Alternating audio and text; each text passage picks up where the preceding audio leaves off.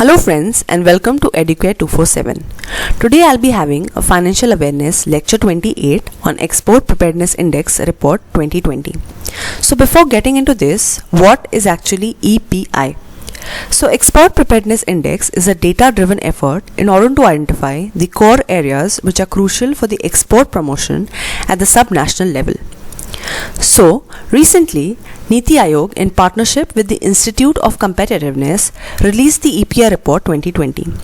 So, its aim was to identify the challenges and opportunities to enhance the effectiveness of government policies and encourage a facilitative regulatory framework for the exports. So, the index was ranked on the 4 key pillars. First is policy. A comprehensive trade policy providing strategic direction for exports and imports. Second is the business ecosystem. An efficient business ecosystem helping states attract investments and create an infrastructure for the individuals in order to initiate their startups. Export ecosystem. Access the business environment which is specific to the exports, and the most important is the export performance. This is the only output based parameter and examines the reach of the export footprints of states and union territories. So I'll be talking a little bit about what is the Institute of Competitiveness. So it is an international initiative centered in India which is dedicated to enlarging and purposeful disseminating of body of research and knowledge on competition and strategy. Moving forward. So friends, Educare 247 has launched SEBI Grade A 2020 crash course which includes phase 1 and phase 2. You can avail this at a discount of Rs 1500 by using a coupon code SEBI. The course content is as shown, and if you click on any of the tabs, you will see the further chapters covered into it.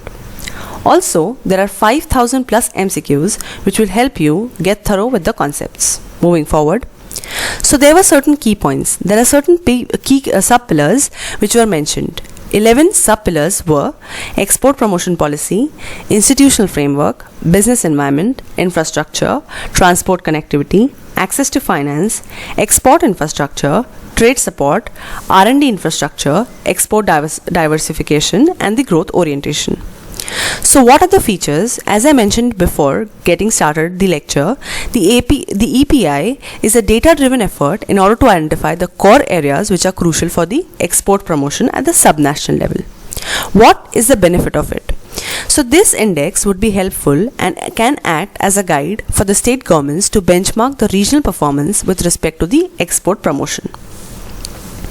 So according to the performances, Gujarat has topped the overall EPI 2020, which were followed by Maharashtra and Tamil Nadu. Among the landlocked states, Rajasthan has topped, followed by Telangana and Haryana. Among the Himalayan states, Uttarakhand topped the index, followed by Tripura and Himachal Pradesh. Across union territories, Delhi has performed the best. So just remember the names of the states which has topped.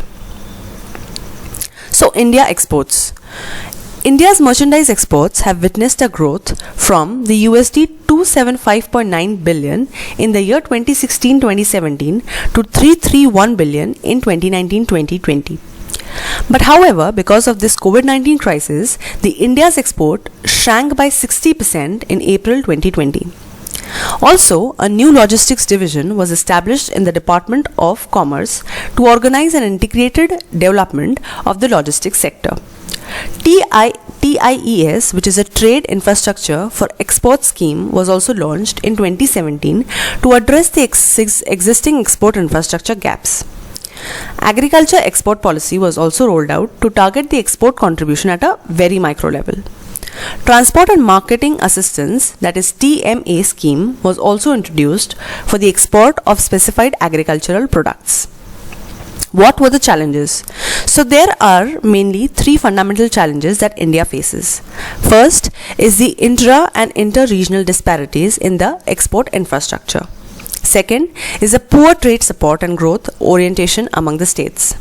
And third, poor research and development infrastructure in order to promote the complex and unique exports.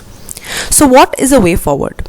The per capita exports in India stood at about USD 241 as compared to 11,900 in South Korea and 18,000 in China. So currently 70% of India's export has been dominated by 5 states, that is Maharashtra, Gujarat, Karnataka, Tamil Nadu and Telangana. Also, emphasis is on key strategies like the development of export infrastructure, strengthening industry academia linkages, and creating a state-level engagements for economic diplomacy. Also, private sector can play a vital role, and it can help us in the export promotion. Increase in exports can help India to achieve the target of making India a developed economy by focusing on Atmanirbhar Bharat. The exports can also help generate employment in India. So that's it from our end, friends. Thank you and happy learning. Please do not forget to like, share and subscribe to the channel, that is Educare 247. Stay tuned. Thank you.